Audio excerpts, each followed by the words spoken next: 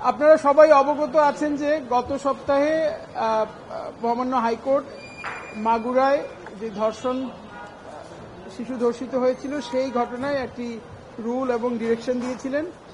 তারপরে তো আনফরচুনেটলি সেই ভিকটিমের মৃত্যুবরণ করে। আজকে আমরা একই বেঞ্চে কয়েকটি দরখাস্ত জমা দেই ডিরেকশনের জন্য। যেই ভিকটিম মারা গিয়েছে ওনার যে বোন, তার বয়স 14, বড় বোন, সেও একজন শিশু। সেই শিশুকে যাতে অ্যাডিকুয়েট প্রোটেকশন এবং সিকিউরিটি দেওয়া হয় এবং তার ওয়েলফেয়ারের জন্য এই মর্মে একটি ডিরেকশন আদালত দিয়েছেন আজকে।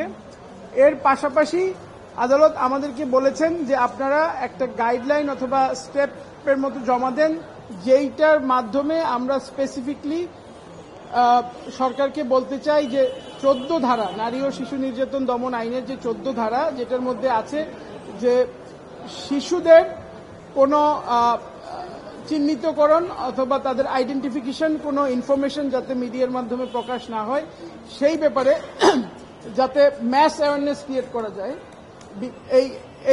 এই সেকশনটা নতুন এবং আমাদের দেশের অধিকাংশ মানুষেরই এই ব্যাপারে খুব একটা ধারণা নেই, অ্যাওয়ারনেস নেই। সো মাননীয় আদালত মনে করেছেন যে আমাদের সবার উচিত এবং রাষ্ট্রের উচিত যে এইটার ব্যাপারে একটা ম্যাস অ্যাওয়ারনেস ক্রিয়েট করা, এবং সেই মর্মে আদালত আমাদের কাছে চেয়েছেন যে কিভাবে এবং কাদেরকে দিয়ে এই ম্যাস অ্যাওয়ারনেসটা ক্রিয়েট করা যায়, কি কি স্টেপ নেওয়া যায়। সো আমরা সেরকম একটা গাইডলাইনের মতো কোর্টকে দিয়েছি এবং কোর্ট সেইটার বরাত ধরে একটি ডিরেকশন দিয়েছেন যাতে 14 ধারাটা যাতে লঙ্ঘন না হয়, যাতে কমপ্লাই হয় এবং ভালোভাবে যাতে এটা সবাই মেনটেন করে মেনে চলে, সেইভাবে একটা ম্যাস অ্যাওয়ারনেস ক্রিয়েট করার জন্য সবাইকে এটা ডিরেকশন দিয়েছে। এর পাশাপাশি উল্লেখযোগ্য বিষয় হচ্ছে, আপনারা জানেন গত 4 মার্চ বরগুনা জেলায় 14 বছরের আরেকটি নারী শিশু এই ধরনের সেক্সুয়াল অফেন্সের শিকার হয়েছে এবং পরের দিন তার বাবা একটা মামলা করেন।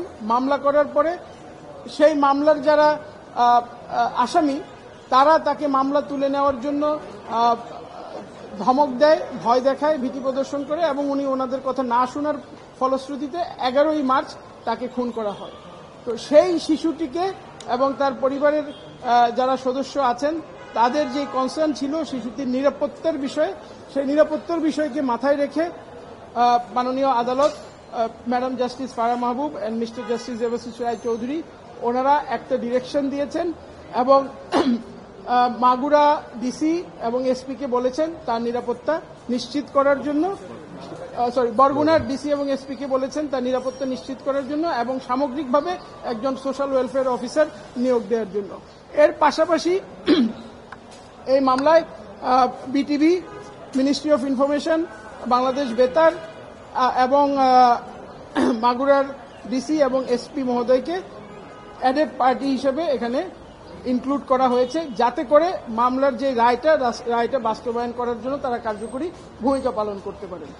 আসিফ, আচ্ছা, প্রথম দিন থেকেই এই মামলাটাতে একটা বিষয় যেটা কোর্টের নজরে ছিল, এটা একটা অ্যাংজাইটি ছিল যে বিষয়টা নিয়ে, সেটা হচ্ছে যে যদি কোনো ব্যক্তি কোনো রেপের ভিকটিম হন তাহলে তার নাম, তার ফটোগ্রাফস এগুলাকে আপনার পাবলিশ করা হয়। তো পুরো বিষয়টা আসলে এখানেই কিন্তু বারবার জিনিসটা ঘুরে ঘুরে এখানে আসতেছে, একটা অ্যাওয়ারনেস ক্রিয়েট করা যাতে করে কোনো অবস্থাতেই যেন কোনো সিটিজেন যেন এই কাজটা না করে, কোনো রেপ ভিকটিমের নাম, তার ছবি, তার আইডেন্টিটি যেন ডিসক্লোজ না করে, কারণ তারা ভিকটিম অফ অফেন্স। তাদের নাম, আইডেন্টিটি যদি ডিসক্লোজ করা হয় তাহলে তারা সমাজের মধ্যে তারা রিকভার হয়ে আর এই সমাজে বাস করাতে তার জন্য ডিফিকাল্ট হয়ে যায়।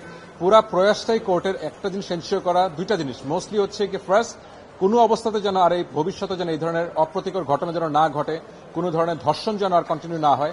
আর দ্বিতীয়ত, যদি কোনো আনফর্চুনেটলি অ্যাক্সিডেন্টে যদি এটা হয়েও যায় তাহলে সেই পার্টিকুলার ভিকটিমের নাম, আইডেন্টিটি যেন ডিসক্লোজ না করা হয়। আর এটাকে এনশিওর করার জন্য আমরা সর্বোচ্চ আদালতের আইন কর্মকর্তারা আমরা কোর্টকে অ্যাসিস্ট করছি। আজকেও আমরা কিছু মানুষজনের নাম আমরা কোর্টের কাছে নজরে নিয়ে আসলাম, যে গভর্নমেন্ট এন্টিটি যাদেরকে মাধ্যমে এই পার্টিকুলার অর্ডারটাকে বাস্তবায়ন করা যেতে পারে। তার জন্য আমরা মিনিস্ট্রি অফ পোস্ট অ্যান্ড টেলিকমিউনিকেশনকে আমরা পার্টি করলাম, যেটা আগে ছিল না। বাংলাদেশ বিটিভি ডাইরেক্টর সাহেবকেও আমরা পার্টি করলাম, যাতে করে এটা যেন ওয়াইডলি অ্যাওয়ারনেসটা ক্রিয়েট করা হয়।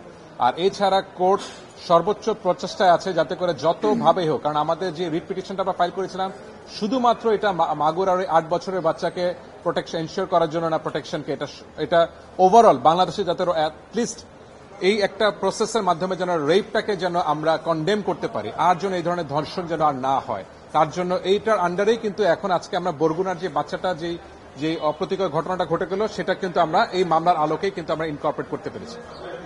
এখানে একটা জিনিস একটু উল্লেখ করি, সেটা হচ্ছে আদালত খুব সুস্পষ্টভাবে বলেছেন যে আমরা জুডিশিয়ারির পক্ষে, বাংলাদেশ বিচার বিভাগ যারা নিপীড়িত হয়েছেন এই রিসেন্ট সময়ে নিগৃহীত হয়েছেন এবং সেক্সুয়াল অফেন্স এন্ড অ্যাবিউজের শিকার হয়েছেন, ওনারা বলেছেন কোর্ট খুব সুস্পষ্টভাবে যে আমরা জুডিশিয়ারি তাদের পাশে আছি।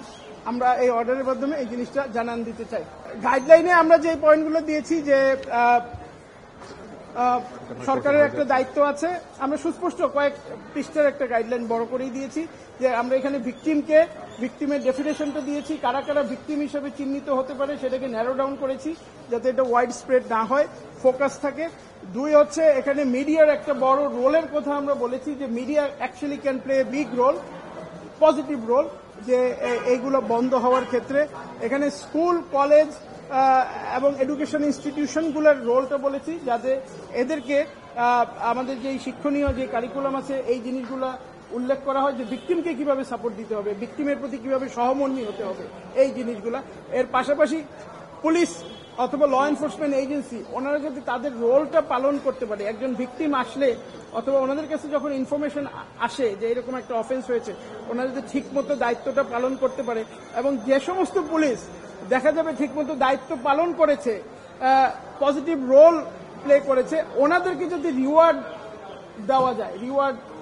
দেওয়া যায় সেই বিষয়টা। এর পাশাপাশি মিডিয়ার যারা এখানে পজিটিভ রোল প্লে করবে তাদেরকেও যাতে একটা এখানে রিওয়ার্ড করা যায়, এই জায়গাটাও আমরা আমাদের সুস্পষ্ট যেই গাইডলাইনটা আমরা দিয়েছি সেখানে আছে।